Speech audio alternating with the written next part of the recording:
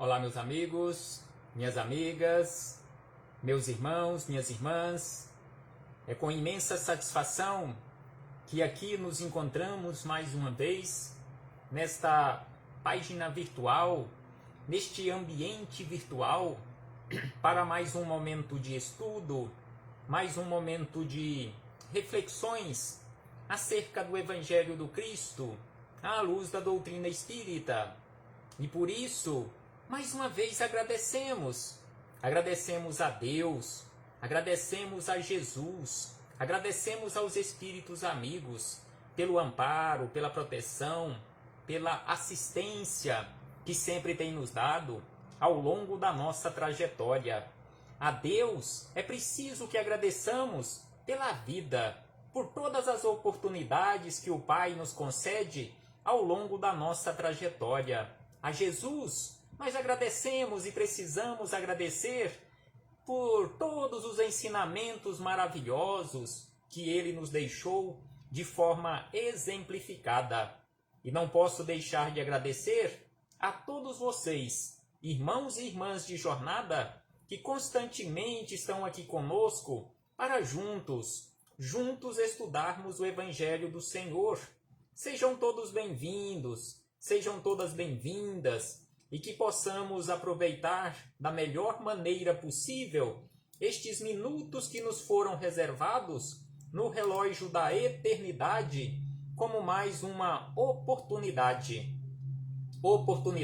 para a nossa transformação através do conhecimento, porque hoje aqui nos encontramos para estudarmos um pouco mais da doutrina espírita, do Evangelho do Cristo à luz da doutrina espírita, mais um estudo de O Livro dos Espíritos. E hoje iniciaremos verdadeiramente os estudos das questões de O Livro dos Espíritos. Então hoje estudaremos a questão de número 1, que é exatamente sobre Deus, a este Pai bondoso, e é exatamente sobre este Pai bondoso que estudaremos hoje. Conforme nós sabemos, o Livro dos Espíritos, ele é dividido em 4 partes, ou em 4 livros, que tem como obras complementares o livro A Gênese, que desdobra o primeiro livro, ou a primeira parte, que, neste caso, a Gênese foi publicada em 6 de janeiro de 1868. Temos também o outro livro que desdobra ou que complementa a segunda parte ou segundo livro de O Livro dos Espíritos, que é o Livro dos Médiuns, que trata do assunto da vida no mundo espiritual ou mundo dos espíritos, que neste caso, o Livro dos Médiuns, ele foi publicado em 15 de janeiro de 1861. Temos também o terceiro livro, que tem como obra complementar o Evangelho segundo o Espiritismo, que neste caso, o Evangelho segundo o Espiritismo, que é o complemento da terceira parte de O Livro dos Espíritos, ele foi publicado em 15 de abril de 1864. E por último, nós temos o livro O Céu e o Inferno, ou Justiça Divina segundo a doutrina espírita, que complementa a 4ª parte de O Livro dos Espíritos sobre as esperanças e consolações, e neste caso, este livro, O Céu e o Inferno, ou Justiça Divina segundo a doutrina espírita, ele foi publicado por Kardec em 1º de agosto de 1865. Então aqui os 4 livros que complementam ou que desdobram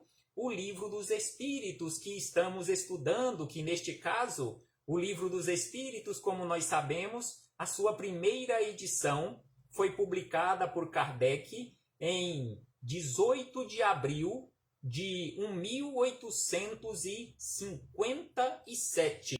Então aqui nos encontramos, mais uma vez, mais um encontro para estudarmos a questão de número 1 de O Livro dos Espíritos. Mas é importante, e antes de iniciarmos o estudo da questão número 1 de O Livro dos Espíritos, é importante nós colocarmos aqui e que buscamos em o livro O Consolador, de Emmanuel e Chico Xavier, acerca do Espiritismo.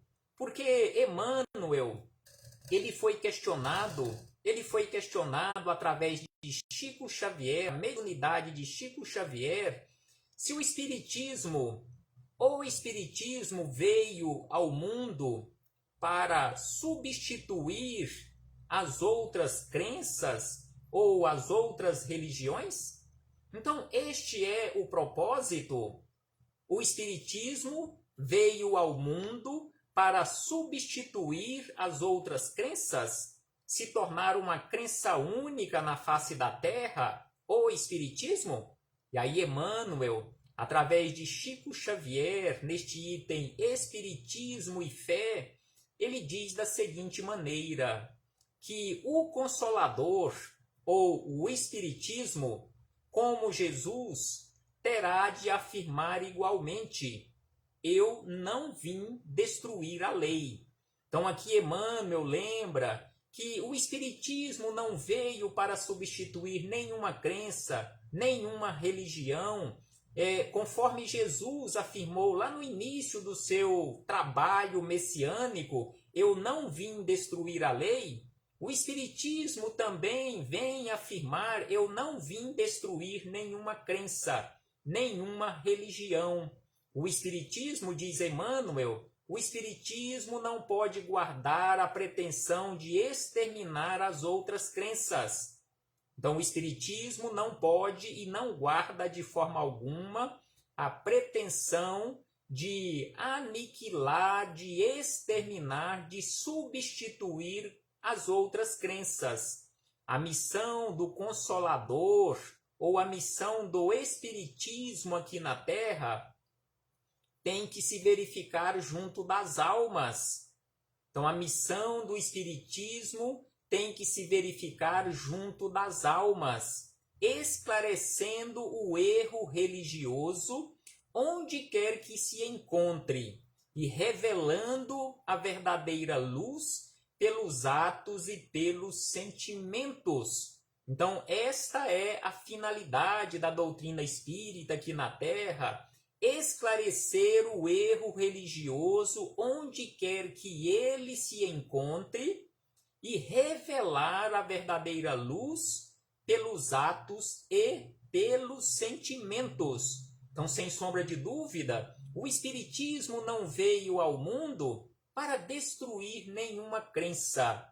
Veio para auxiliar toda e qualquer crença, esclarecendo o erro religioso, jogando luz sobre os ensinamentos de Jesus. E ainda nós encontramos, acerca do Espiritismo, que o Espiritismo fala a cada criatura conforme a sua necessidade ou a necessidade da alma.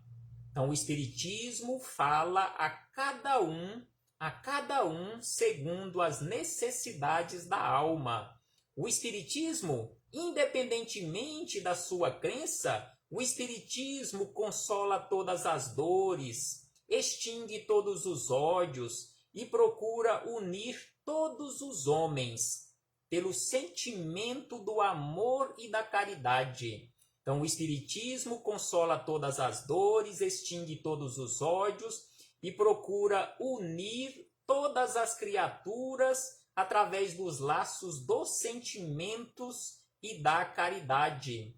O Espiritismo, nos afirmam os espíritos amigos, que o Espiritismo é doutrina do futuro, que age no presente. O Espiritismo é doutrina do futuro, que age no presente como impulso, levando-nos em direção aos planos superiores. Então, o Espiritismo é doutrina do futuro, mas que age no presente, está agindo aqui no presente, no aqui, no agora, nos preparando e nos dando aquele impulso necessário para nos levar em direção a planos superiores. E por último, eles dizem ainda que o Espiritismo é a doutrina de Jesus. O Espiritismo é a doutrina de Jesus em espírito e verdade. O Espiritismo é a doutrina de Jesus em espírito e verdade. É a religião do amor e da verdade. Então, o Espiritismo é a religião do amor e da verdade. Então, que possamos refletir acerca destas palavras dos Espíritos amigos, acerca do Espiritismo, trazer estes ensinamentos para a nossa vida, independentemente de você ser espírita, se declarar adepto do Espiritismo ou não, mas que todos nós possamos usar estes esclarecimentos dos Espíritos superiores para a nossa melhoria. Porque, conforme nós sabemos, não é a doutrina espírita quem irá te salvar. Não é a sua crença, a sua religião, qual seja a sua crença, não será e não é a sua crença quem irá te salvar, conforme nós ainda falamos acerca de salvação ou iluminação espiritual. A nossa salvação está exatamente nas nossas atitudes. A religião, a crença, assim como o Espiritismo, assim como a sua crença, a sua religião, a sua doutrina, todas elas têm como objetivo, porque este é o objetivo da religião, tornar a criatura melhor, mostrando caminhos, mas caminhar por estes caminhos que levam de retorno, que nos levam de retorno a Deus, aí é conosco. Se eu não quiser caminhar, não importa qual a religião, qual a doutrina que eu diga aos outros que estou seguindo ou que estou frequentando. Se eu não mudar de atitude para melhor, a religião não fará isto que apenas a mim mesmo compete. Não importa a bandeira religiosa onde você está albergado ou albergada, mas o que importa verdadeiramente, conforme nós encontramos em o Evangelho segundo o Espiritismo, no capítulo 15º, que tem como título Fora da Caridade não há salvação, em seu item de número 5, que o que salva verdadeiramente são as nossas atitudes, que o único caminho para esta salvação chama-se caridade e humildade. Então, aqui nos encontramos exatamente para doutrinarmos as nossas atitudes ou equilibrarmos as nossas atitudes. Então, aqui, depois de este preâmbulo acerca da doutrina espírita, chegamos na primeira questão de O Livro dos Espíritos. Mais uma vez, sejam todos bem-vindos, sejam todas bem-vindas. É um prazer enorme recebê-las, todos e todas aqui neste momento, para este maravilhoso estudo. Então, a questão de número 1 de O Livro dos Espíritos, Kardec questionou sabiamente acerca de Deus. Em Deus e o infinito, as causas primeiras ou as causas primárias, Deus e o infinito, Kardec questionou: que é Deus? Então, Kardec questionou de uma forma correta que é Deus e não quem é Deus. Porque se ele tivesse questionado quem é Deus, ele estaria fazendo um questionamento como se Deus fosse algo corporificado, fosse assim como nós, um ser com corpo, com carne e osso. Então aqui Kardec questionou o que é Deus. E os espíritos amigos, os espíritos superiores, os espíritos de sabedoria, deram uma resposta sucinta, porém completa.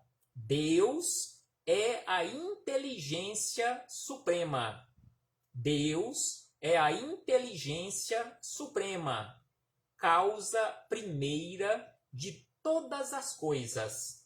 Deus é a inteligência, porque nós, as suas criaturas, não somos a inteligência. Conforme nós iremos estudar mais adiante, o espírito, a essência imortal que somos nós, nós somos os seres inteligentes de Deus, os seres inteligentes da criação. A inteligência é Deus, além de ser a causa primeira de todas as coisas que existe ou que venha a existir em todo o universo conhecido e desconhecido. E aí vem o espírito miramês, conforme já havíamos falado algumas vezes, que iremos fazer este estudo e temos a pretensão de fazermos este estudo de O Livro dos Espíritos, combinado com o livro, com o conjunto de livros que são, na verdade, 20 livros do espírito miramês através da mediunidade de João Nunes Maia, em que Miramês estuda cada uma das questões de O Livro dos Espíritos. Então vem Miramês e nos fala da seguinte maneira, acerca da questão número 1, que é Deus. Então Miramês nos informa da seguinte maneira: não poderemos nos sentir seguros onde quer que estejamos sem pelo menos alimentar a ideia de uma fonte criadora e imortal. Então aqui Miramês nos afirma que não é possível nos sentirmos seguros onde quer que estejamos sem pelo menos alimentar a ideia de uma fonte criadora e imortal. O estudo sobre o Senhor, ou seja, o estudo sobre Deus, nos dá um ambiente de fé que corresponde na sua feição mais pura à vontade de viver. Então, o estudo sobre Deus nos dá um ambiente de fé que corresponde na sua feição mais pura à vontade de viver. Aqui abrimos mais um parêntese para falarmos acerca, assim, rapidamente, acerca de alguns princípios fundamentais da doutrina espírita. Já que estamos falando sobre Deus, o primeiro e maior princípio da doutrina espírita, a existência e a unicidade de Deus. Então, Deus existe, Deus é único. Um segundo princípio, também muito importante, Jesus. Jesus na condição de guia e modelo para toda a humanidade, conforme nós encontramos na questão número 625 de O Livro dos Espíritos. Também um outro fundamento importante da doutrina espírita, a imortalidade da alma. Um outro fundamento, a comunicabilidade entre desencarnados com encarnados, ou seja, seres do plano invisível conosco que nos encontramos no corpo físico. Um outro fundamento importante, um princípio importante e fundamental da doutrina espírita, a lei de causa e efeito, ou lei da semeadura. Um outro fundamento, a criação, encarnação e reencarnação dos espíritos. Então aqui, em verdade, são 3 fundamentos que se agregam em um: a criação do espírito, a encarnação, quando nós tivemos a nossa primeira existência em corpos humanos, e as reencarnações sucessivas. Um outro fundamento, o corpo do espírito, ou o laço fluídico que liga o espírito ao corpo físico, que se chama perispírito, que também no futuro teremos a oportunidade de estudar acerca do corpo da alma ou corpo do espírito. E um último fundamento que iremos citar aqui, mas não é o último fundamento, que tem vários outros fundamentos, habitabilidade dos mundos. Jesus nos falou sobre isto quando ele nos disse: há muitas moradas na casa do Pai. Então, a habitabilidade dos mundos. Todos os mundos que circulam no universo sem fim são habitados. Assim nos informou Jesus, assim nos informam os espíritos amigos. Aí voltamos ao espírito miramês, que ele continua nos falando acerca de Deus da seguinte maneira: que o Deus que procuramos fora de nós, o Deus que procuramos fora de nós, está igualmente no centro da nossa existência. Deus não está distante de você. Não precisa você procurar Deus no espaço sem fim. Não preciso procurar Deus em um lugar muito distante. Ou seja, nós não precisamos procurar Deus fora de nós, porque Deus está igualmente dentro de nós, porque Deus habita no interior. E aí ele diz, porque ele, ou seja, Deus está em tudo. Nada vive sem a sua benfeitora presença. Deus é a nossa própria vida. Conforme Miramês aqui nos afirma e reafirma, nada vive sem a sua benfeitora presença. O Criador estabeleceu leis na sua casa maior que cuidam da harmonia na mansão divina. Então Deus estabeleceu leis que são imutáveis em toda a sua casa, ou seja, em todo o universo, que cuidam da harmonia na sua mansão divina, que é o universo. E ainda ele diz, sem jamais esquecer do grande e do pequeno.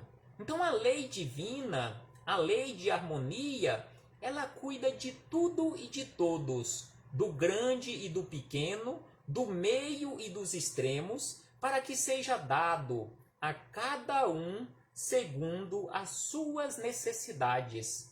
Do verme pequenininho que está embaixo da terra, até os maiores corpos celestes que estão espalhados no universo, a lei de harmonia, a lei de amor é a mesma. Ela cuida de tudo e de todos, segundo as suas necessidades. E ainda Miramês diz acerca dessa suprema inteligência que não existe injustiça em campo algum da vida, pois cada espírito ou coisa se move no ambiente que a sua evolução comporta.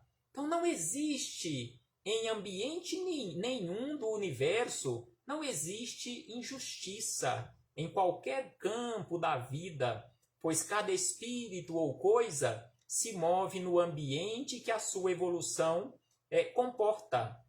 Daí, segundo Miramês, daí resulta o porquê de devermos dar graças por tudo. Então aqui Miramês nos lembra que nós precisamos dar graças por tudo o que nos foi colocado em nosso caminho. É justo, entretanto, que nos lembremos do esforço individual e mesmo coletivo de sempre melhorar, como sendo nossa parte para alcançarmos o melhor.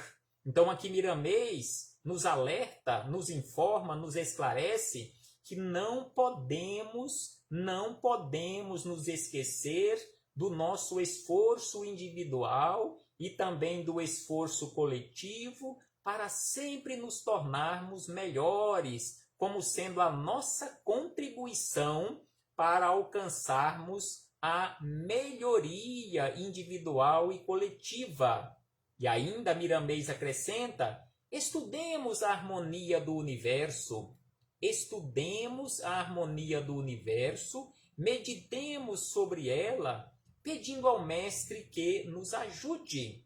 Então aqui Miramês nos conclama para que possamos estudar a harmonia do universo harmonizando através do nosso esforço o nosso universo interior, pedindo a Jesus que nos ajude na nossa caminhada constantemente para alcançarmos esta harmonia e esta harmonização de que tanto necessitamos, que possamos nos tornar verdadeiramente aqueles emissários ou aqueles semeadores da paz. E por último, para encerrarmos as nossas reflexões aqui com Miramês acerca da questão número 1 de O Livro dos Espíritos, ele nos diz da seguinte maneira, que conhecer e amar, conhecereis a verdade, conforme nos disse Jesus, conhecereis a verdade. Então aqui Miramês nos lembra que é preciso conhecer. Conhecer e amar são duas metas que não poderemos esquecer em todos os nossos caminhos.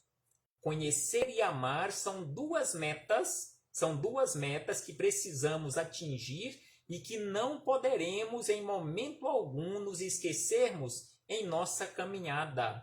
Esses dois estados da alma abrir-nos-ão as portas da felicidade, o conhecimento e o amor, conforme Jesus nos disse, conforme aqui repete Miramês e tantos outros espíritos amigos, que o conhecimento e o amor nos abrirão as portas para a felicidade, pelas quais poderemos viver em pleno céu, mesmo andando e morando aqui na terra. Então, o conhecimento e o amor nos abrirão as portas para a felicidade, mesmo estando vivendo aqui na terra, estarmos vivendo como se estivéssemos em pleno céu. Então aqui Miramês nos afirma que através do nosso comportamento, buscando constantemente o conhecimento e a verdade, nós auxiliaremos na instalação do paraíso aqui na terra, vivendo em pleno céu, mesmo estando habitando o plano terráqueo. E ainda ele diz que a suprema inteligência está andando conosco. Deus não nos abandona, conforme vimos anteriormente. Deus é a nossa própria vida, Deus não está distante, Deus está dentro de nós. Então ele diz que Miramês diz que Deus está andando conosco e falando constantemente aos nossos ouvidos. E aí ele encerra: porém, nós ainda estamos surdos. Nós ainda estamos surdos, conforme nos disse Jesus, ouça quem tem ouvidos para ouvir. E aqui Miramês fala que Deus está andando conosco e anda conosco constantemente, falando em nossos ouvidos, porém, nós ainda estamos surdos aos seus apelos e passamos a sofrer as consequências da nossa ignorância. O reino de Deus, lembra Miramês, encerrando estas reflexões, nas palavras de Jesus, anotações do evangelista Lucas, no capítulo 17, versículo 21, o reino de Deus está dentro de cada um de nós. O reino de Deus não está longe, não está ali, não está acolá. O reino de Deus, nos informou Jesus, está dentro de cada um de nós, porque, como sabemos, céu e inferno é apenas um estado de consciência, não é um local geográfico circunscrito aqui na Terra ou no espaço. O reino de Deus está dentro de cada um de nós. Aquela simbologia de céu e inferno está dentro de cada um de nós também, de acordo com o nosso estado de equilíbrio, estaremos no céu, ou no estado de desequilíbrio, que estaremos no chamado inferno. Então, que possamos nos equilibrar constantemente para implantarmos permanentemente o céu, o paraíso ou o reino de Deus dentro dos nossos corações, dentro da nossa consciência. No nosso próximo encontro, meus irmãos e irmãs, estudaremos a questão de número 2 de O Livro dos Espíritos. Muito obrigado pela presença de todos e de todas. Recebam meu abraço fraternal e de imensa gratidão pela presença, pela companhia, pelos comentários, pelos compartilhamentos, nos auxiliando assim na semeadura do Consolador, na semeadura da boa semente, na semeadura da boa nova do Senhor Jesus. Até breve, meus irmãos e irmãs.